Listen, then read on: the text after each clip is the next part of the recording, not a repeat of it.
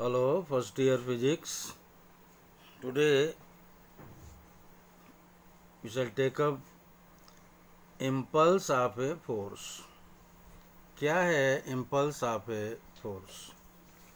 It is a physical quantity which is used to get an idea about the change in dynamical state of a moving particle.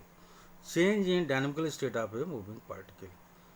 Mathematically, impulse is equal to the product of the force and small time interval. यानी impulse of force J is F into delta T. Remember, force is large and delta T is very small. Here F is large and delta T tends to 0. Now mathematically J is F delta T. Force होता है mass into acceleration into delta T. Mass into acceleration is change in velocity upon time interval delta V upon delta T. delta T एक cut गया तो J is equal to M into delta V. J is M V minus U. This is change in velocity. So J is MV minus MU, or mass into velocity is momentum. So this is change in momentum. Delta V change in momentum. तो इस तरह से impulse of force J आया change in momentum, और F delta T is delta P. जो impulse of force है, this is change in momentum. Thus impulse which is F delta T is the measure of the degree to which an external force produces a change in momentum of the body. Impulse जो है, it measures the change in momentum of the body. इसके example लें. A cricketer moves his hands backwards while catching a ball.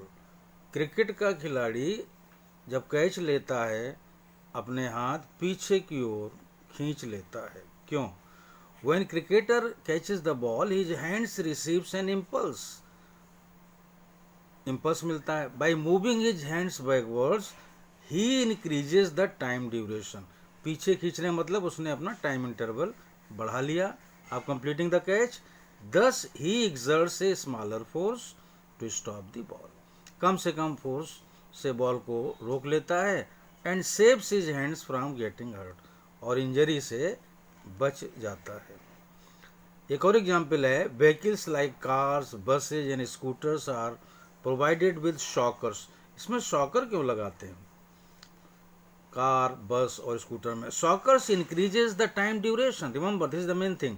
Time duration बढ़ा देता है of the jerks, thus decreasing the rate of change of momentum. Hence a smaller force is exerted on the passengers on the vehicle during jerks. Jerks के समय बहुत ही कम force लगता है. Now Newton's third law of motion, which is also known as law of action reaction. देखिए first law क्या कहता था कि state of motion an object can be changed only if a force acts on it. और second law क्या कहता है? How much change in the state of motion can be brought by force. Third law हमें बताता है how forces are exerted. तो इसको अगर आप सम अप करें तो आप क्या कहेंगे? फर्स्ट लॉ में क्या बताता है कि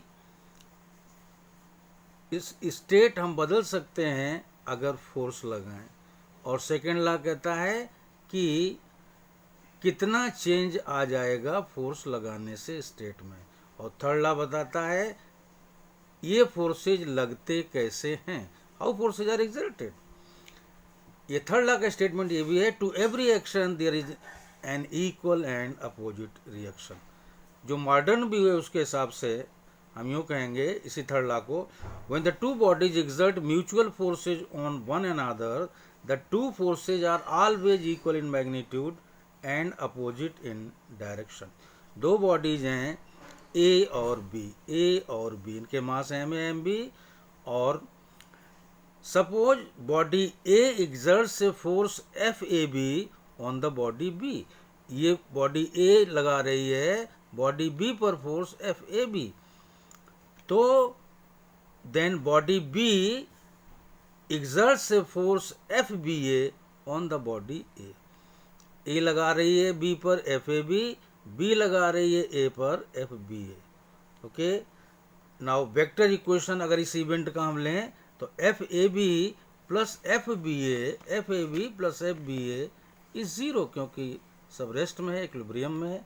सो F A B is minus F B A. Okay, equal and opposite, opposite means negative means opposite, equal and opposite forces.